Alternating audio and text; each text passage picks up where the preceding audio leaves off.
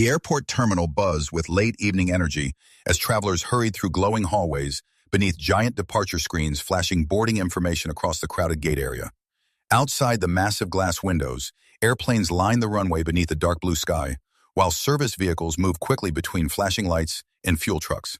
Inside Gate 27, passengers for Flight 82 to Los Angeles waited in organized boarding lines divided by seat class and boarding priority. Business travelers typed on laptops while wealthy passengers stood near the first-class lane, carrying designer luggage and expensive coats. Near the front of the line stood an elegant woman in her late 50s, wearing a tailored cream-colored coat, diamond jewelry, and oversized designer sunglasses resting carefully on perfectly styled hair. Everything about her appearance projected wealth before she even opened her mouth. She spoke loudly on her phone about investments, luxury property deals, and how commercial flights had become unbearable lately. Nearby passengers occasionally glanced toward her while she complained about delays and the decline of service standards. A few people forced polite smiles while pretending not to listen. Several spots behind her stood a black man carrying a simple leather travel bag over one shoulder. Calm, quiet, mid-40s, clean-shaven, well-dressed but not flashy. Dark jacket, white shirt, simple watch. Nothing about him screamed money or status. He moved differently from the restless crowd around him, relaxed in a place where everyone else looked stressed. The wealthy woman glanced back toward him briefly after his bag lightly brushed against the floor near her suitcase. Her eyes slowly moved over his clothes before she looked away again, with visible judgment already forming in her expression. Boarding finally began. First-class passengers stepped through the gate, while flight attendants greeted them warmly near the aircraft entrance. The black man boarded quietly behind the wealthy woman and entered the softly lit business-class cabin, lined with wide leather seats, polished wood panels, and dim, golden overhead lighting. The woman checked her boarding pass and stopped beside Seat 2A. Then her expression immediately changed. Sitting directly beside her in Seat 2B was the black man from the boarding line. The wealthy woman remained standing in the aisle beside Seat 2A, staring at the black man already seated beside the window, like she expected someone to immediately correct a mistake. Around her, passengers continued settling into business class, sliding bags into overhead compartments and fastening seatbelts beneath the soft, golden cabin lights. Flight attendants moved calmly through the aisle, offering pre-departure drinks, while quiet jazz music played faintly through the speakers. But near row 2, the atmosphere had already shifted. The black man calmly adjusted his watch and placed a small leather notebook into the seat pocket in front of him, before glancing politely toward the woman. "Good evening," he said softly. The woman forced a tight smile that vanished almost instantly. Instead of responding, she looked sharply toward a passing flight attendant. "Excuse me." The attendant immediately approached with a professional smile. "Yes, ma'am." The woman held up her boarding pass carefully between two fingers. "I think there's been some kind of seating issue." The attendant checked the boarding pass. "You're in Seat 2A." The woman glanced toward the black man beside the window. "Exactly." A brief, awkward silence followed. The attendant remained composed. "Is there a problem with the seat?" The woman lowered her voice slightly, but not enough to stop nearby passengers from hearing. "I specifically booked business class because I value comfort." Several passengers nearby slowly looked up from phones and magazines now. The attendant stayed professional. "This is business class, ma'am." The woman gave a small, irritated laugh. "That's not what I mean." The sentence immediately changed the atmosphere around the row.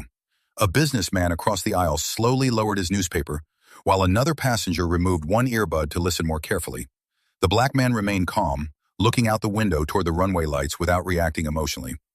"Perhaps there's another seat available," the woman continued, "preferably somewhere else." The flight attendant checked her tablet briefly. "I'm sorry, ma'am, but the cabin is completely full tonight."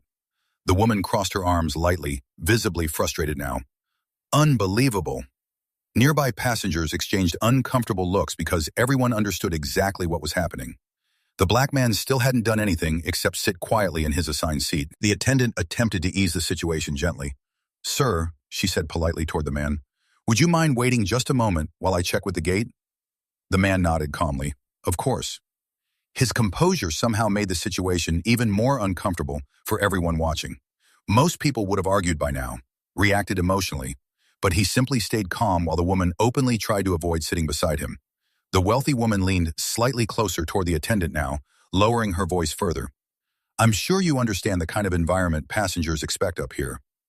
The attendant's expression tightened almost invisibly. "All passengers are treated equally on board, ma'am." The woman smiled thinly. Ideally. Silence settled heavily around the row after that sentence.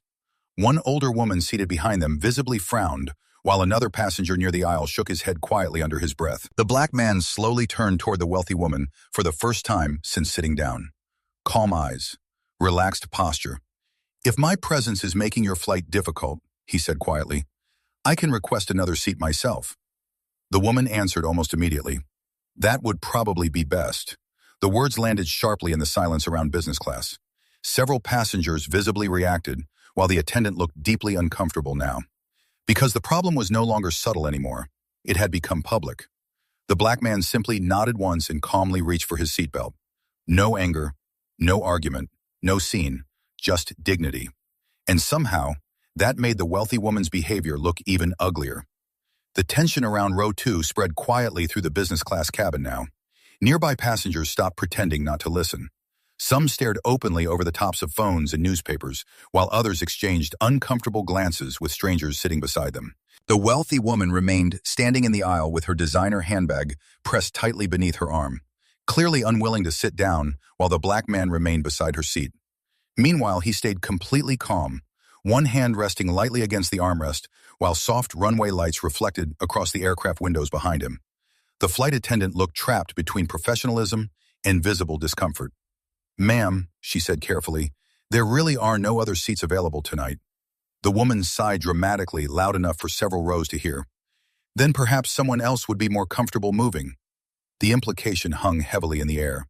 A man seated across the aisle slowly lowered his glasses, while another passenger near the front quietly shook her head.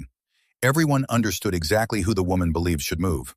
The black man slowly unfastened his seatbelt with calm movements and stood up from the seat. "It's all right," he said quietly toward the attendant. "I don't want to create problems before departure." His calm tone somehow made the humiliation worse, because there was no aggression in him, no hostility, just dignity. The wealthy woman adjusted her coat slightly, visibly satisfied now that the situation seemed to be resolving in her favor. "Thank you," she said shortly, though the gratitude in her voice sounded more like entitlement than appreciation. The black man picked up his leather bag from beneath the seat and stepped carefully into the aisle. Nearby passengers watched in silence while he stood there waiting for the attendant to figure out where to move him. And in that moment, the image became painfully clear to everyone around them. A calm black passenger being displaced from his own assigned seat simply because a wealthy woman decided she was uncomfortable beside him. The attendant looked deeply embarrassed now. "Sir, again, I truly apologize." The man gave her a small, reassuring smile. "None of this is your fault." The wealthy woman glanced briefly toward another passenger nearby, as if expecting agreement or support from the cabin around her. But instead, she noticed people looking back at her differently now. Not with sympathy, with judgment. One older woman seated behind the row finally muttered quietly under her breath, "This is ridiculous." The wealthy woman ignored her completely. The black man calmly stepped farther into the aisle while the attendant reached for her tablet again, clearly searching desperately for some solution. "Perhaps economy has an open seat," the wealthy woman suggested casually. Several passengers visibly reacted after hearing that. Even the attendant looked shocked for a second, because the statement wasn't just insulting anymore, it was deliberate humiliation. The black man paused briefly after hearing it, then slowly looked toward her. "Ma'am," he said softly, "you don't need to worry. I'm sure I'll end up exactly where I belong." The sentence landed differently than the others. Calm, controlled, certain. The wealthy woman frowned slightly, confused by the confidence in his voice. But before she could answer, another flight attendant suddenly entered the cabin carrying final departure paperwork. She stopped instantly after noticing the scene near row 2. Her eyes moved from the standing passengers to the black man holding the leather bag. Then her expression immediately changed. "Sir," she said carefully. The entire row turned toward her, and suddenly the atmosphere inside the cabin shifted again. The second flight attendant stood frozen in the aisle for a brief moment after recognizing the black man beside row 2. Her posture straightened almost instantly, and the expression on her face changed from casual professionalism to visible concern. Nearby passengers noticed it immediately. The wealthy woman frowned slightly, confused by the sudden shift in energy around the row. The black man gave the attendant a calm nod. "Good evening," he said quietly. "Sir," the attendant replied carefully, lowering her voice slightly. "We weren't expecting you in the cabin yet." The first attendant looked between them in confusion, while the wealthy woman crossed her arms impatiently. "Can someone explain what's happening?" she asked sharply. But neither attendant answered her immediately. The second attendant glanced toward the cockpit briefly before looking back at the black man holding the leather travel bag. "They've been waiting for you up front," she said softly. Several nearby passengers exchanged curious looks now. The atmosphere inside business class felt different suddenly, less awkward, more uncertain. The wealthy woman looked from the attendants to the black man, trying to understand why their behavior toward him had changed so quickly. "Wait," she said slowly. "You work for the airline?" The black man smiled politely. "Something like that." The wealthy woman's expression tightened. "Then why are you sitting in business class?" Before he could answer, the second attendant stepped in carefully. "Ma'am, there's no issue with his seating assignment." The sentence immediately made nearby passengers look up again. The first attendant now looked visibly nervous too, realizing something important was unfolding in front of an entire cabin full of passengers. The wealthy woman gave a small, irritated laugh. "Clearly there is an issue, otherwise we wouldn't still be standing here." The black man remained completely calm despite the growing tension around them. "Actually," he said softly, "I was just about to leave." The wealthy woman nodded quickly. "Good." But something about the confidence in his voice suddenly made several passengers glance toward him differently now. He didn't sound embarrassed. He didn't sound defeated. He sounded certain. The second attendant immediately stepped aside respectfully, creating space in the aisle. "Whenever you're ready, Captain." Silence. Complete silence hit the business class cabin instantly. The wealthy woman blinked slowly like she thought she misheard the word. Several nearby passengers visibly reacted while the first attendant's face lost color slightly from embarrassment over what had just happened. The black man calmly picked up his leather bag and gave a small nod toward the attendants. "Thank you." Then he looked briefly toward the wealthy woman, still standing frozen beside seat 2A. Her confident expression had completely disappeared now, replaced with confusion and growing panic. "Enjoy the flight, ma'am," he said politely. And with that, he turned calmly toward the cockpit. The entire business class cabin watched him walk forward beneath the soft cabin lights, while whispers immediately started spreading between rows. "Captain? He's the pilot? Oh my God." The wealthy woman remained standing motionless beside her seat as the cockpit door slowly opened ahead of him. Another pilot stepped out holding flight paperwork before smiling warmly the moment he saw the black man approaching. "Captain Ellison," he said, "ready when you are." The cockpit door closed behind him seconds later, and suddenly the entire plane understood exactly what had just happened. The moment the cockpit door closed behind Captain Ellison, the entire business class cabin seemed to freeze in stunned silence. Nobody moved for several seconds. The wealthy woman remained standing beside seat 2A, with one hand still gripping the top of the leather seat in front of her, her face completely drained of color. Just moments earlier, she had spoken with absolute confidence, convinced the quiet black man beside her didn't belong in business class. And now every passenger around her realized she had publicly humiliated the person responsible for flying the aircraft safely across the country. Nearby whispers spread quickly between rows. "He's the captain. Oh my God. Did she seriously ask him to move?" Several passengers who overheard the earlier conversation now openly stared toward the wealthy woman without hiding their judgment anymore. A businessman across the aisle slowly shook his head, while another passenger quietly muttered, "Unbelievable." The first flight attendant stood near the aisle looking deeply embarrassed now, replaying the entire situation in her mind. She remembered asking Captain Ellison if he would mind moving seats. She remembered apologizing to the wrong person. And worst of all, she remembered how calm he stayed through all of it, while the wealthy woman treated him like he didn't belong there. The second attendant carefully cleared her throat, trying to restore professionalism inside the cabin. "Ladies and gentlemen," she said softly, "we'll be closing the cabin doors shortly." But nobody was listening anymore. The entire mood of the plane had changed. The wealthy woman finally sat down slowly in seat 2A, her movements stiff and awkward now beneath the eyes of surrounding passengers. For the first time since boarding, she had nothing to say. No complaints, no superiority, no confidence. Only humiliation settling heavily across her face as she stared straight ahead toward the closed cockpit door. A passenger seated behind her leaned slightly toward his wife and whispered quietly. She judged him before he even spoke. The woman beside him nodded silently. Across the cabin, people who witnessed the confrontation earlier now looked toward the cockpit differently too. Captain Ellison hadn't argued, hadn't embarrassed her publicly, hadn't raised his voice. Even after being humiliated in front of an entire cabin full of strangers, he remained calm and respectful while she exposed herself completely through her own behavior. The contrast made everything worse. One older woman seated near the aisle finally spoke quietly, but loud enough for several nearby rows to hear. Class has nothing to do with money. The wealthy woman lowered her eyes immediately after hearing it, because deep down, she knew the statement was aimed directly at her. Moments later, Captain Ellison's calm voice filled the cabin through the overhead speakers. "Good evening, ladies and gentlemen. This is Captain Marcus Ellison speaking. We'll be departing shortly for Los Angeles with an estimated flight time of 5 hours and 12 minutes. The second his voice echoed through the aircraft, several passengers instinctively glanced toward the wealthy woman again. The humiliation became complete. Every person in business class now understood exactly who she tried to avoid sitting beside.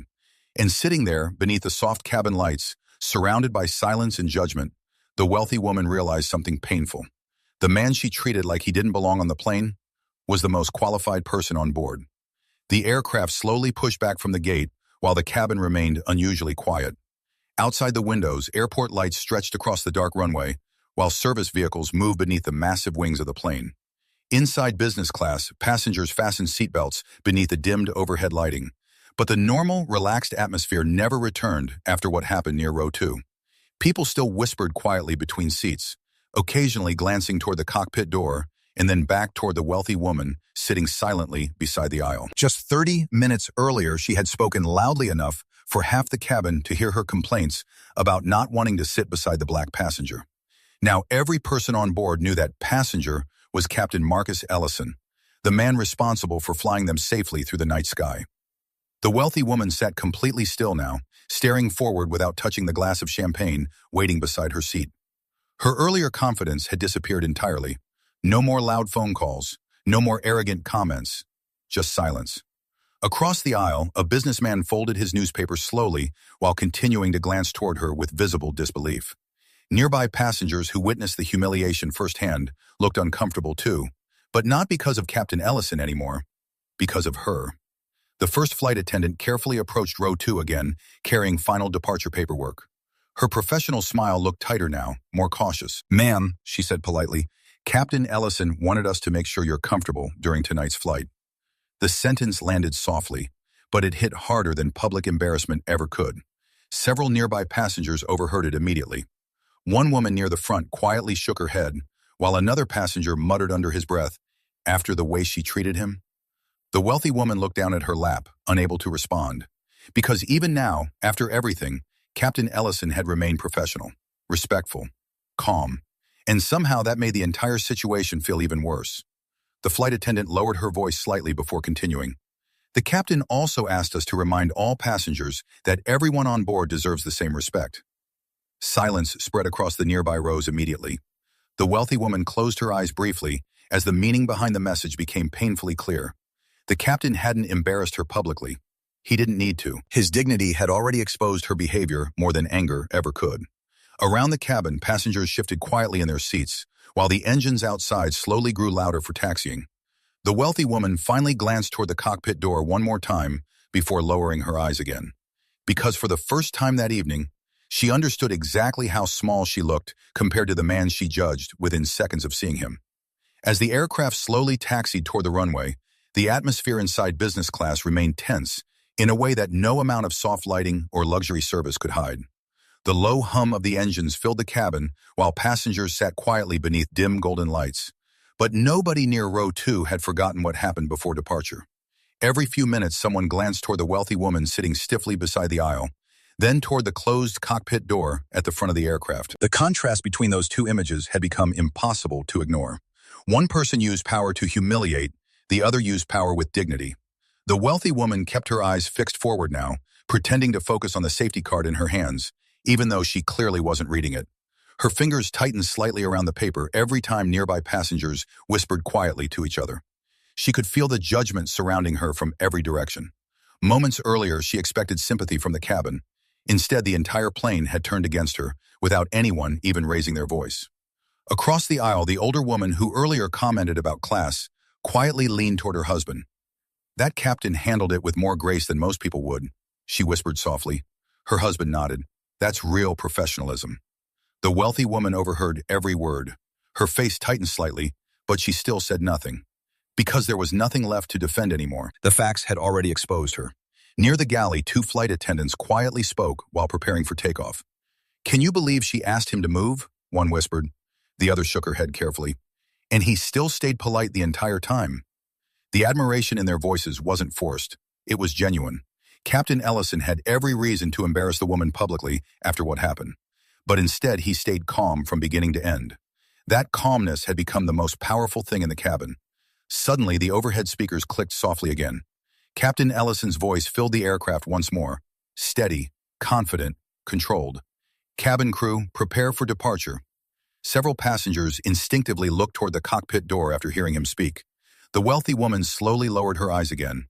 The same voice she dismissed minutes earlier now carried complete authority over the entire aircraft.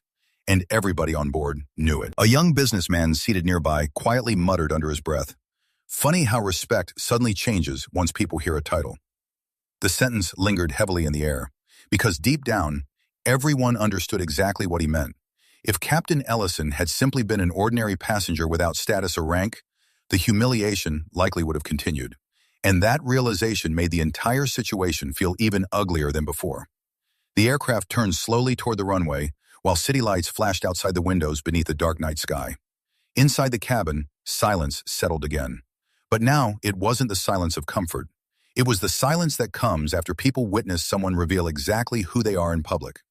The aircraft accelerated down the runway beneath the glowing airport lights, while the engines roared louder around the cabin.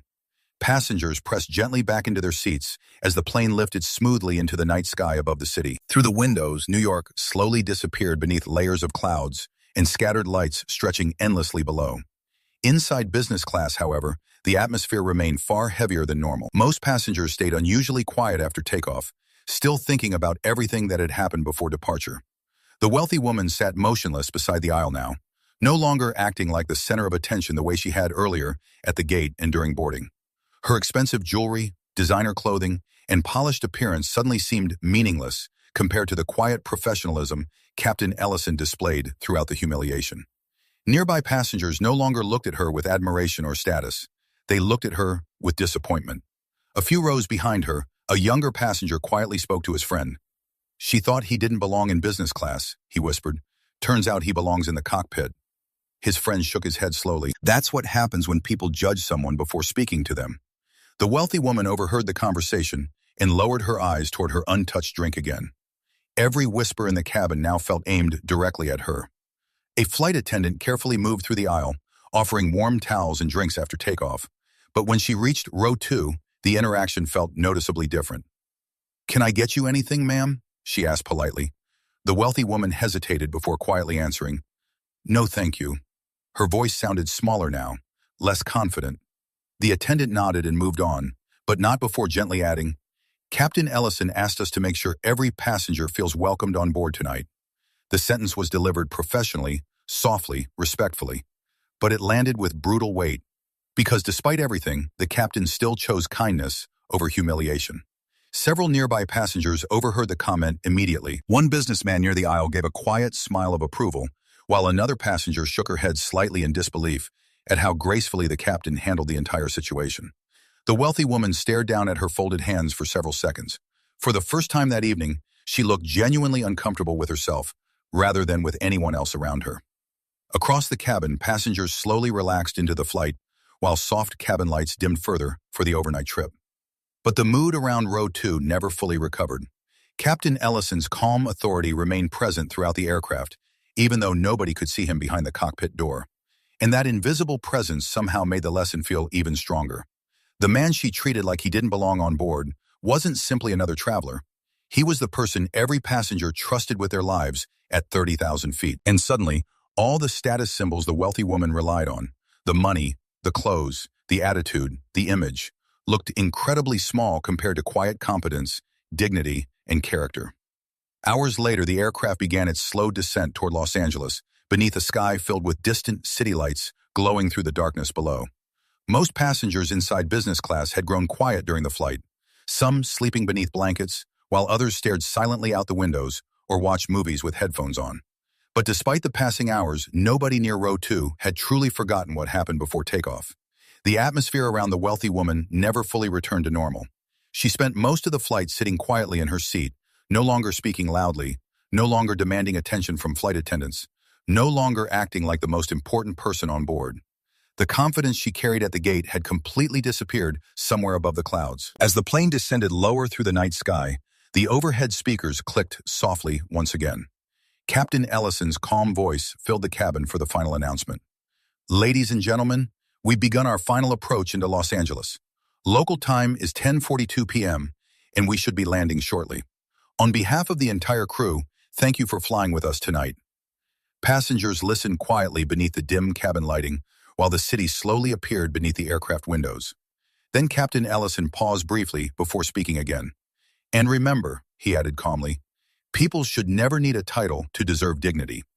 Silence spread across the cabin immediately. Several passengers slowly looked toward the wealthy woman again after hearing the message. Nobody smiled. Nobody laughed. Because the sentence didn't feel cruel, it felt true.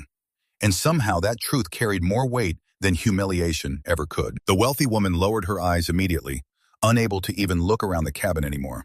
She understood exactly who the message was for. Minutes later, the aircraft touched down smoothly onto the runway beneath the bright lights of Los Angeles International Airport. As passengers gathered luggage and prepared to leave, the mood inside business class remained strangely subdued. One by one, travelers stepped into the aisle quietly. Several passengers near the front paused briefly while exiting the aircraft to thank Captain Ellison personally through the open cockpit door. Excellent flight, Captain. Thank you, sir. Have a good evening, Captain Ellison. Each interaction carried genuine respect, not because of his title alone, but because of the calm dignity he showed throughout the entire situation. The wealthy woman remained seated slightly longer than everyone else, clearly hoping to avoid attention while the cabin emptied around her. But when she finally stood and slowly walked toward the exit, she noticed something painful. Nobody looked impressed by her anymore. Nobody cared about the expensive jewelry or designer clothing that once made her feel important. Meanwhile, passengers continued thanking Captain Ellison warmly as they passed the cockpit. Standing near the aircraft doors, she glanced briefly toward him one final time. Captain Ellison simply nodded politely before returning his attention toward another passenger, thanking him for the flight. No anger, no revenge, no need to embarrass her publicly. His dignity had already done that for him. And as the wealthy woman quietly stepped off the aircraft into the terminal, surrounded by silence and the weight of her own assumptions, one truth followed her all the way through the jet bridge. The most dangerous judgments are the ones people make before discovering who someone truly is.